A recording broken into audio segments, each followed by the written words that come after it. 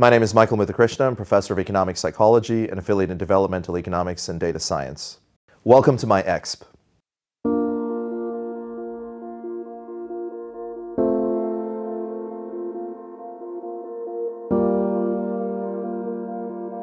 Everything that humans have ever achieved, our greatest achievements and also our worst atrocities, have always been collective acts. There is nothing that anyone can actually do on their own. If you want to start a company, you can't do it in isolation. You need to find co-founders, you need to find employees, you need to find VCs, you need to find funding, you need to work in a marketplace and so on. If you want to write an academic paper, people think that, it's academics sitting in a dark room, well, maybe with candlelight, writing things. No, it's not true. We are connected to other scientists. It's an ongoing conversation, either through the literature or in conferences or literal conversations where we're talking to one another and coming up with ideas. Nothing we do is on our own. We are an incredibly social species, an incredibly cooperative species, and everything that we've ever achieved works along those lines. And to say that is actually an understatement, because our cognition too isn't actually just situated in our brains. I think this is one of the biggest misconceptions about human intelligence. It's not just situated up here. It is part of a collective brain. Innovations are not the product of innovators per se, any more than your thoughts are the product of a particular neuron. So yes, an innovator is involved, an inventor is involved, but they sit in a social network, in a collective brain where ideas are flowing around and recombining and reconnecting and happen to reconnect in that person's brains. If you look across the history of science, we see, for example, simultaneous invention as the norm. So who invented calculus? It was Isaac Newton, right? But actually, Leibniz also invented calculus at around the same time. And they had a fight over who came first. And in fact, most modern calculus notation is Leibniz's notation, not Newton's notation, right? Now, how did that happen? Why is it that for centuries we had no calculus and then two people come up with calculus at exactly the same time? Why did Charles Darwin come up with a theory of evolution? But even if we had no Charles Darwin, we would have had Alfred Wallace, and we would have called it Wallacean evolution or something like that. Now, in both these cases, we can actually trace the way that the ideas that they were exposed to came together to create evolution, to create calculus, or even Einstein's ideas. We can trace the origins of those ideas sitting in that patent room, working on electrical devices for the synchronization of time, and how these shaped his Gedanken, his thought experiments. We distributed our cognition. As individuals, we understand a very narrow sliver of the world, and we're kind of stupid about everything else. But as a collective, humanity is brilliant. Humanity is capable of solving problems, not specific humans per se, even if obviously a particular human is involved, and even if that particular human is a nexus of genes and of cultural ideas and of particular life experiences that lead to a particular experience that can create new industries, if you like. We are literally part of something bigger than ourselves.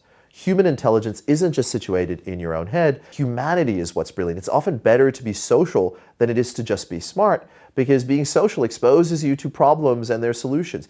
The solutions to your problems are in other people's heads, but often scattered across many heads. And it's those who are going out and reading the right papers, reading the right books, or talking to people they disagree with, who are discovering those connections and developing all of those brilliant solutions. So no matter what it is that you want to do, recognize that you can never do it alone. And it is about connecting yourselves to something bigger than yourself and moving forward in that mission, in that goal, or whatever it is that you're trying to achieve. One of the things people ask me is, what is an innovative culture? And the answer is there isn't one innovative culture, but there are principles that you can create different kinds of innovative cultures. And I've tried to summarize the insights from the literature in what I call the compass model of innovation, how to move toward the place you want to be. And the first version of that is the collective brain. So recognizing that innovation isn't an individual process. It isn't just about finding 10x engineers and brilliant employees. It's about creating 10x teams, or finding 10x engineers and putting them together into 100x teams. It's about the ways that we work together. It's about whether the problems in a company are exposed to the solutions in the company through a kind of collective process. So that's the collective brain. Innovation means doing something in a way that you haven't done before. If you have too much rigidity in your culture, too much rigidity in your systems, then you're not able to have the deviation that's required to discover new things. And what a company needs to work out is how much deviation, how much are they going to allow people to go off the beaten path? Because obviously you can go so far off the beaten path that it's so costly, or you can be too narrow and not discover that. So in evolution, we call this evolvability. So it's it's the mean variance trade-off. It's how much variation should I tolerate, even when it's suboptimal, so that I can discover new solutions and new things. And again, this is why companies differ, because small companies can't afford to do that, whereas large companies can have a skunk works. Large countries can have Silicon Valley, which is graveyard of failure, actually, but it leads to many of the successful tech companies that the United States has.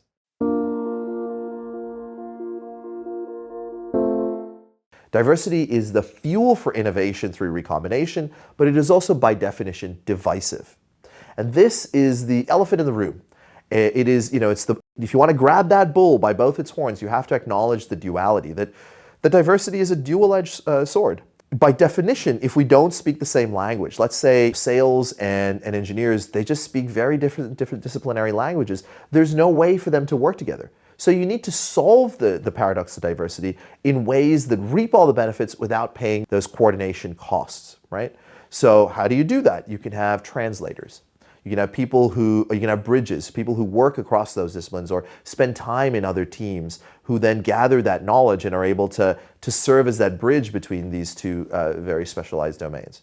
And by the way, this applies beyond companies to countries as well, right? So if we don't speak the same language, you're going to have some trouble. Maybe today in a world of machine learning, it'd be okay, but you'd have some trouble understanding what I was saying. Or, if I decided to move to the United States and say, in my culture, we drive on the left-hand side of the road, it's not going to work because it's a lack of coordination with the way people drive there.